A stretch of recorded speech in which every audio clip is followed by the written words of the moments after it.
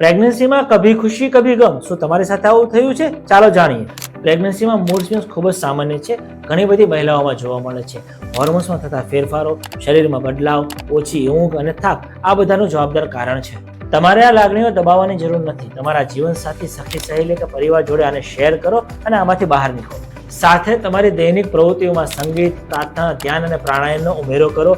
સંતુલિત આહાર અને પૂરતી ઊંઘ મનને શાંત રાખવામાં મદદ કરશે. કારણ કે માતાનું સ્વાસ્થ્ય તેના પોતાના માટે, તેના બાળક માટે અને તેના પરિવાર માટે ખૂબ જ મહત્વનું હોય છે. આ બધું કરવા છતાં પણ તમને કોઈ પણ કામમાં રસ ન રહેવો, ચિંતા થવી, ઉદાસીનતા થવી અને પોતાને જ નુકસાન પહોંચાડવાના વિચારો આવતા હોય તો તમારે ગાયનેકની સાથે સાયકાટ્રિસ્ટનો સંપર્ક કરવો જોઈએ.